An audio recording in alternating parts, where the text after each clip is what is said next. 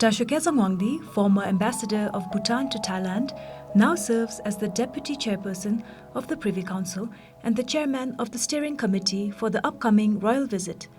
With decades of diplomatic service and a deep understanding of Bhutan-Thailand relations, Dasho brings both vision and experience to this historic moment. We had the privilege of speaking with Dasho about the enduring ties between Bhutan and Thailand, the significance of this royal visit, and the path forward for our two nations.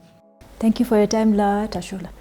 As someone who served as Bhutan's ambassador to Thailand, you've had the unique opportunity to witness and shape the close ties between our two kingdoms. How would you describe the evolution of Bhutan-Thailand relations over the years? Thank you very much, Tsedon. But before I begin, I must thank you on behalf of very thousands of admiring audience that you have for the good work you're doing, you and your staff. You asked me a very, very important question, and I'll attempt to justify myself as an ambassador who had been there for several years. But before I talk about the evolution, I think one needs to know some of the facts, or the fun facts, as you say. Bhutan and Thailand, despite glaring asymmetries in size, you talk about we are a country which is barely 38,000 square kilometers. Theirs is about 513,000 square kilometers. Our economy, our GDP is barely over $2 billion. Theirs is about $549 billion in nominal terms. But our capita GDP in nominal terms is comparable. Ours is about 4,000. There's close to double the size. We are a landlocked country. They have a coastline, I think almost, if I remember, about 3,219 kilometers long of coastlines. So there are very stark asymmetries, but then there are also very striking similarities. One, we share, a spiritual heritage. We have a common heritage of sovereign independence that has never been interrupted, which means we've never been escaped the clutches of colonial powers, or should I say brutalized by colonial politics. And third is the deep reverence for the institution of monarchy. And speaking of which, both for the two countries, our monarchies provide us living embodiments of our culture, our tradition, protectors of our sovereignty, our physical space and mental space, provides unity for us. So these are very the foundations based on which our relations are anchored very strongly. Would be remiss if I were not to tell you the fact that given these foundational rationale for relations, our royal families, they have deep reverence for each other, deep love and affection for each other, abiding respect and affections for each other. Based on these factors, our relations over the years, to come back to your question finally, have matured and blossomed to this date. This is the culmination of decades of relationship, carefully nurtured by their Majesties, our kings. I'm very happy in a few days from now, we will have the honor and privilege of receiving their Majesties, the King and Queen of Thailand.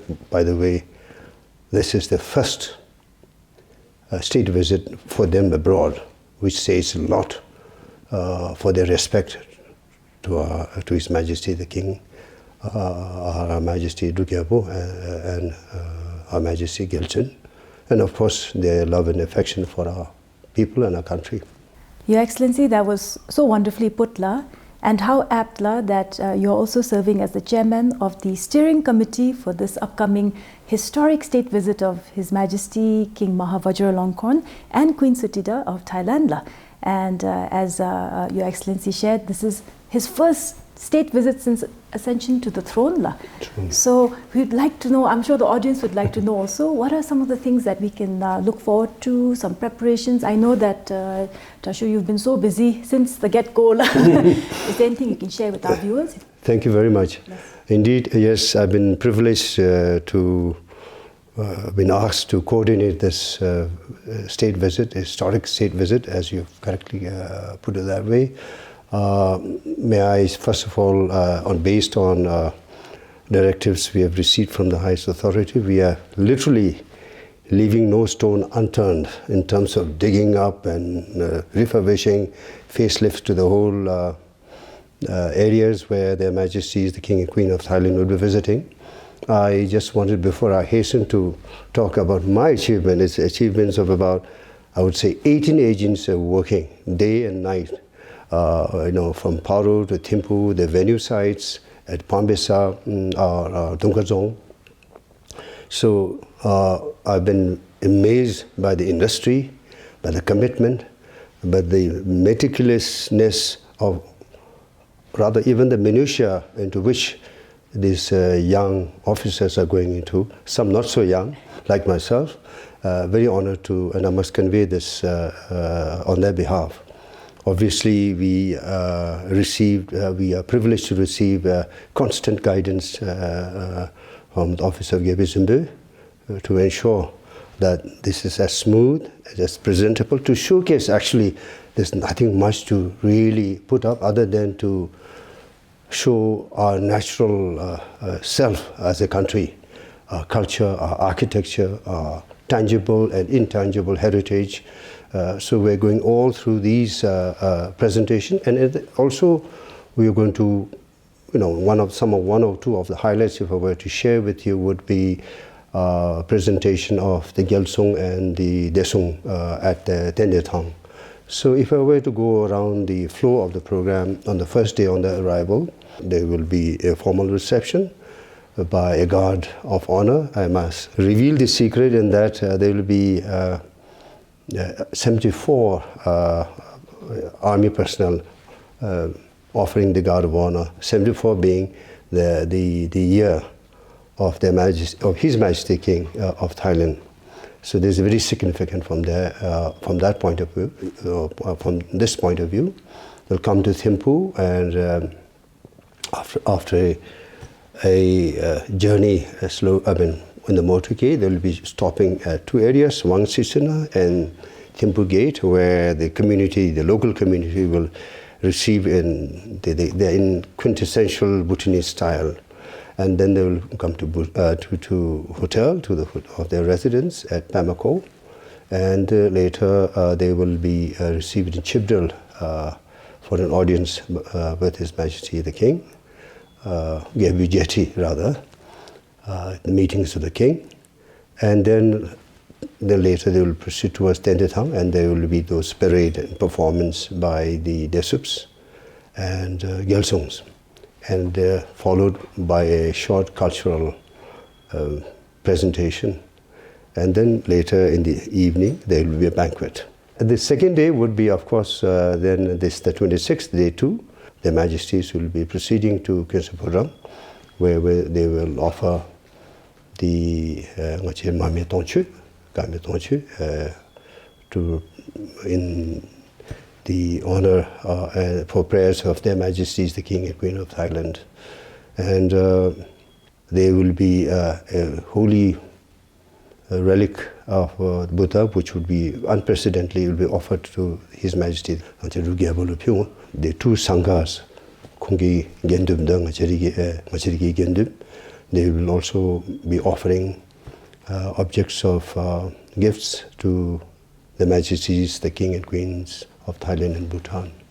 Then they will return, and later in the afternoon they will be inspecting the royal projects, which I might add, many of the projects are from the Ogop. You must have heard something that has flourished under the patronage and guidance of Her Majesty Gilchungi Kanandibe. Under the patronage of that, it's now coming up of age.